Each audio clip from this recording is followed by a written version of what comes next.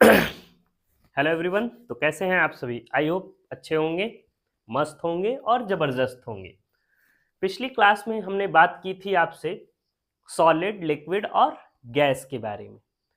तो आज हम एक एक को इंडिविजुअल स्टार्ट करेंगे। हमारा पहला जो टॉपिक हम आपको स्टार्ट करने जा रहे हैं सॉलिड स्टेट की। अच्छा, जिन बच्चों को या जिन भी स्टूडेंट्स को ये लग रहा होगा कि टॉपिक कैसे आ रहे हैं, तो वो प्रीवियस की वीडियोस पर विजिट करके आएँ, एक बार उसको वॉच करके आएँ। देखिए, वीडियोस मैं इसीलिए कम ड्यूरेशन का रखता हूँ कि आप इसको 1.5 की स्पीड से 2 से 3 मिनट में कवर अप करके यहाँ आ सकते हैं, और आने के बाद जब आप आएंगे तो ये बातें आपको क्लियरिटी से समझ में आएंगी।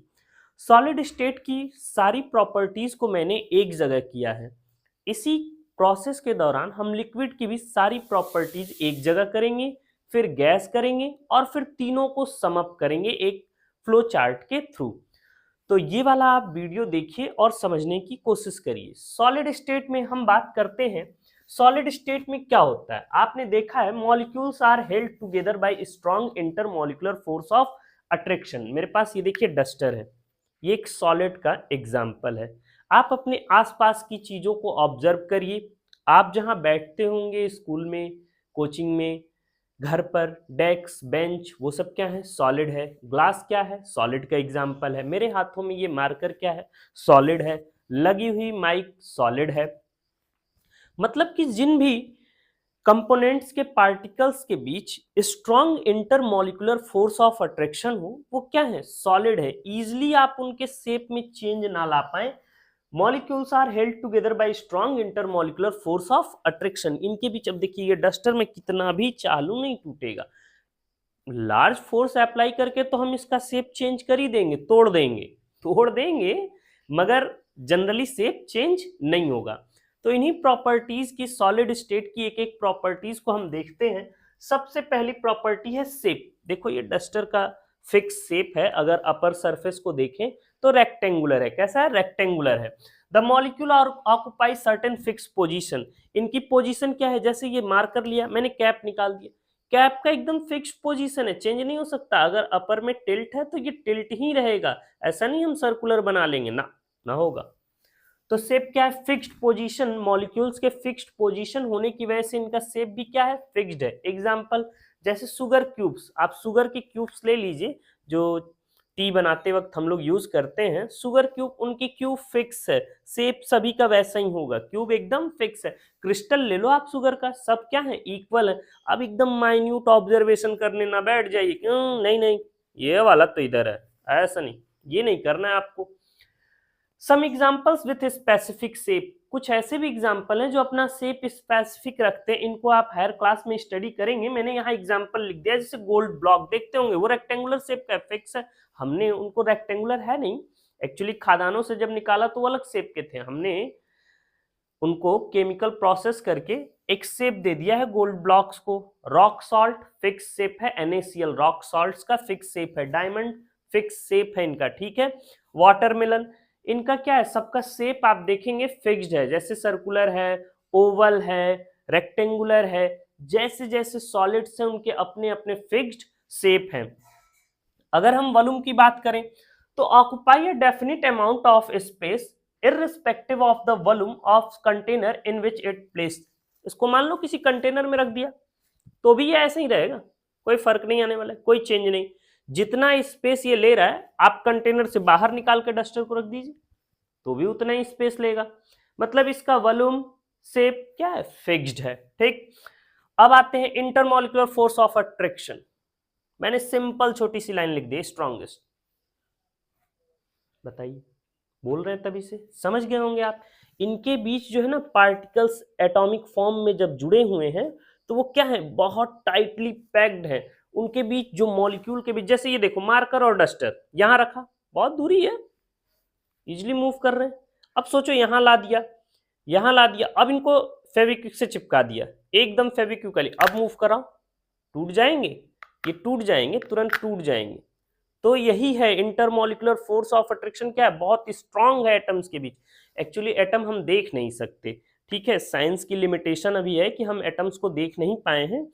तो ये एटम जो है बाइंड है, टाइटली बाइंड है एक फोर्स ऑफ अट्रैक्शन से, जिसको कहते हैं इंटरमॉलिक्यूलर फोर्स ऑफ अट्रैक्शन। क्यों नाम दिया है? क्योंकि अंदर है और किनके बीच है? एटॉमिक एटम्स जो अपने मॉलिक्यूलर फॉर्म में है उनके बीच है। तो इंटरमॉलिक्यूलर फोर्स ऑफ अट्रैक्शन क्या है? सॉलिड में स्ट्रॉन्गेस्ट है। Motion of molecules, molecules closely packed, molecules कैसे हैं? क्लोजली पैक्ड है। जैसे डस्टर देखो, ये जो दिख रहा है इस पे, अब मैं थोड़ा पास लाके दिखा देता हूं आपको। ये जो आपको दिख रहा है ना, ये टाइटली पैक्ड है। इस पे जो है, जैसे इसको मैं इधर इधर कर देता हूं, ये देखिए ये जो कवर अप आपको दिखाई दे रहा है ये टाइटली पैक्ड है यहाँ।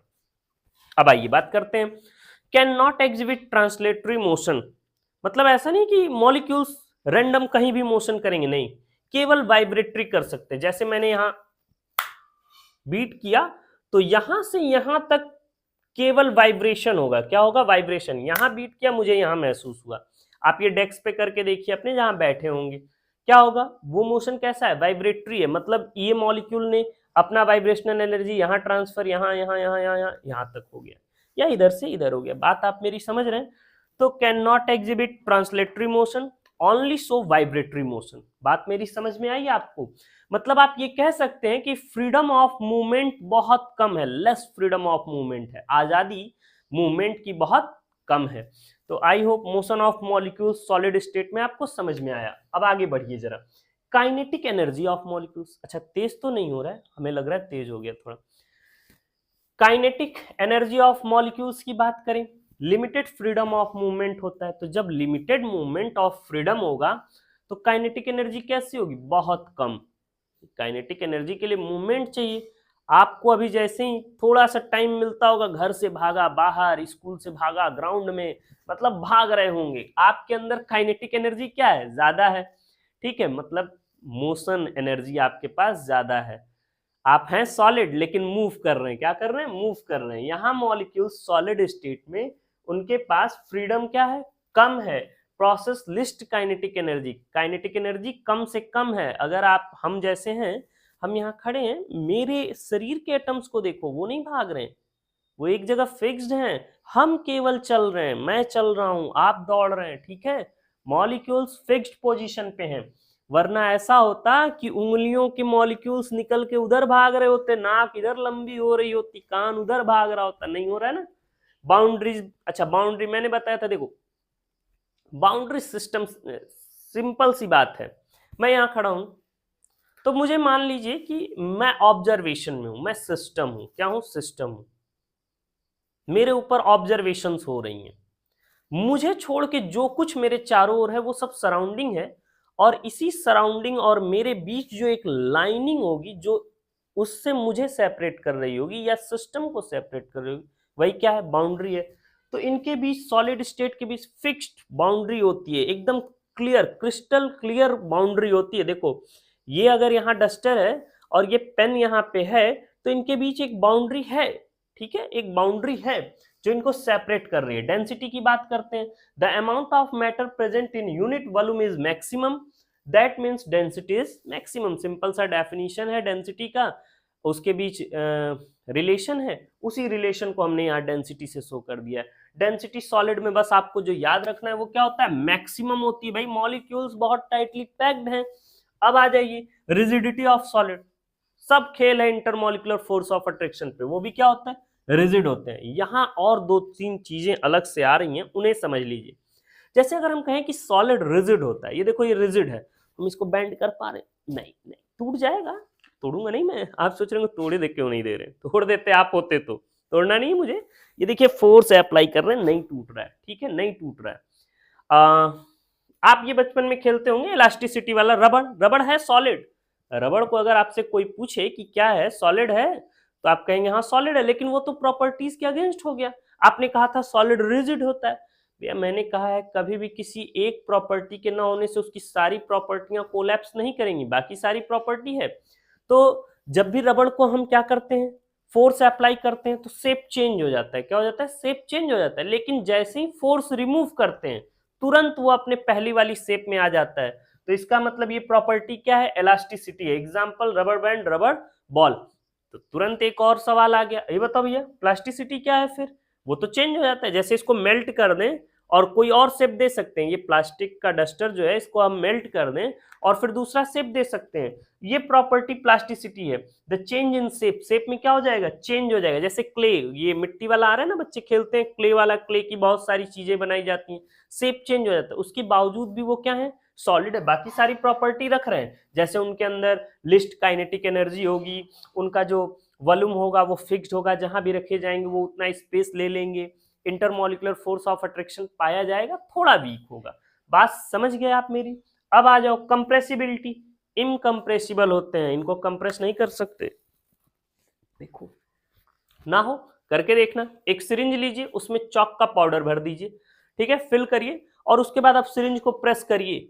एक टाइम के बाद आप प्रेस कर ही नहीं पाएंगे, चाहे कितना भी प्रेस करिए नहीं होगा, तो इनकंप्रेसिबल है। जबकि वही लिक्विड प्रेस करिए, बाहर हो जाएगा लिक्विड, चॉक नहीं होगा, चॉक इनकंप्रेसिबल है। तो क्या एग्जांपल है वो, सॉलिड का। आई होप ये सारी कैरेक्टरिस्टिक्स आपको समझ में आ गई होंगी। मैं साइड हो जा रहा हूं, आप ये नोट कर लीजिएगा। और एक चीज इसमें छूट गया है, एमॉर्फस बताना है आपको। एमॉर्फस और क्रिस्टलाइन सॉलिड, दो टाइप के सॉलिड के बारे में। चलिए नेक्स्ट क्लास में हम उसको बता देंगे और लिक्विड को फिर स्टार्ट करेंगे। या अभी अभी नोट कर लीजिए आप, देखता हूँ अगर टाइम मिलेगा तो करा देंगे।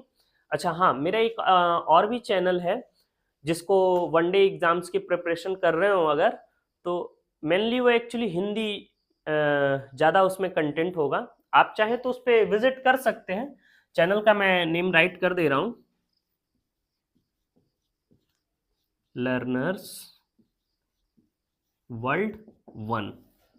ये एक और यूट्यूब चैनल है, लर्नर्स वर्ल्ड 1, ठीक है, WORLD है ये, लर्नर्स वर्ल्ड 1।